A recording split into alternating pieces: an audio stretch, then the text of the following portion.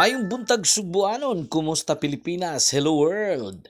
Ayan guys, andito na tayo ngayon sa lugar kung saan dito magaganap ang Sinulog 2024. Pinaghandaan na ng Cebu City Government at ng Cebu City Sinulog Foundation.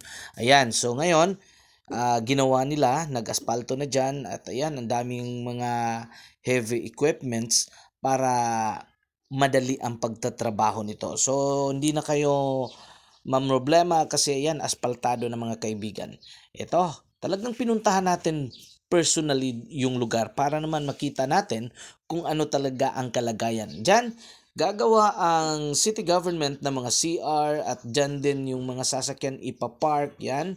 So, wala nang mga sasakyan na makakapasok doon sa mismong carousel or doon sasayaw yung mga contingents natin. Malapit lang to sa isang malaking mall dito. Kita nyo naman, andyan yung mga malalaking mga truck para magdala ng mga pang-abuno so that people dili sila maglisod anang adlaw panahon sa Sinulog 2024. So guys, abangan nyo ang iba pang mga update natin para sa ating Sinulog 2024. Yan mga Vilchers, oh. Ready na po mga kaibigan. Kaya halina kayo dito sa Cebu at tayo'y magsaya. Makipit senior na lang kayo dito sa aming lugar. So ito, puntahan natin at iikutin natin ang buong lugar at sa ganon makikita nyo at mapipicture out nyo na rin kung saan kayo pupwesto ngayong araw na sinulog sa January 21, 2024. So guys, ito kasama ko yung mga kasamahan ko sa trabaho, sina Action Jolito Condi at Action Elios para bisitahin kasi ito po yung lugar na talagang dito lahat ng mga tao dadagsa. O yan, mga builders natin, ready na.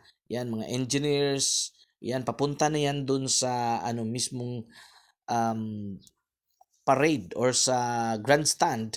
Diyan gagawa ng CR at diyan merong mga tent para sa lahat ng mga dadalo or pupunta, mga bisita natin dito sa Cebu. Yan oh. Yan diyan. Merong mga tents diyan para baka sakali pag merong mga emergencies or kakain yung mga pamilya, kahit sino, pwede kayong gumamit sa mga tents. It's free kasi nakipag-coordinate ang ating city government doon sa mga businesses na kung saan meron silang mga tents na ilalagay dyan sa naturang lugar. So yan, talagang iniikot-ikot natin mga kaibigan ang lugar para naman makita nyo lahat kung ano ang pinagagawa ngayon at yan dyan, merong mga bulldozer, merong mga ano pa, basta gagawin ng lahat. Ito na yung lugar kung saan dyan merong mga CR comfort rooms dyan na ilalagay ang city government. At ito na po yung lugar kung saan, yan yung nakikita nyo yan po yung grandstand kung saan dun maraming mga tao na nakaupo.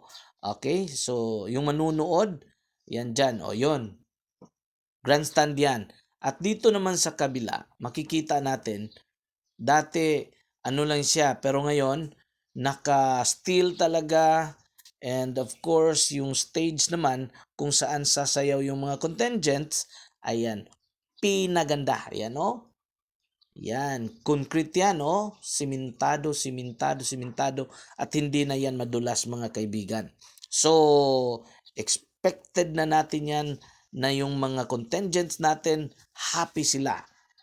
Ang ganda pa naman ng panahon. So guys, kita-kita tayo ngayong sinulog dito sa Cebu, January 21, 2024. Viva Pit Senior mga kaibigan. Sige dali. Dalian nyo na ang pagpunta dito kasi ang daming dadalo sa araw na yan. Okay, so update lang tayo at manood for more videos dito lang sa page ko po. Ayan oh. World Tent, ayan. Daming mga bisita tayo niyan. Yung mga meron kayong mga pamilya, dalhin nyo dito. Ayan, meron dyan mga shows, meron mga carousels, merong mga perya-perya para yun talaga pang pamilya talaga. So ito, Ayan, makikita natin mga kaibigan, yung mga tents dyan, andyan yung mga, dyan natin ilalagay yung mga businesses. Pag gusto nyong bumili, sige, dyan kayo bumili.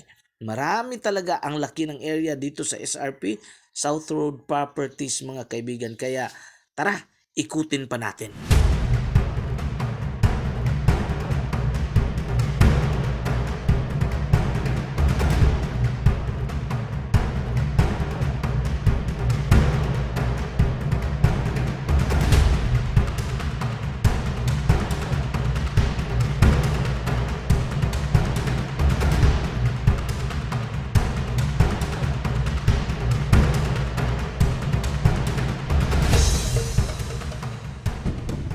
Magandang araw mga kaibigan, welcome to SRP, South Road Properties dito sa Cebu. Ito na ngayon na pinuntahan na natin dito ang lugar kung saan dito yung carousel. Sabi nga ng isang councilor dito sa city na lahat ba ng mga builders dito yung mga tao dito, yung mga manunood, dito sila uupo kasi lahat ng mga nakikita nyo, gagawan yan ng paraan ng City of Cebu at ng Sinulog Foundation na maging malinis yan at mas maganda. Mentras layo pa ko matod pa sa councilor nga ilang ipaspasan nilang trabaho aron sa iyon paspas but quality.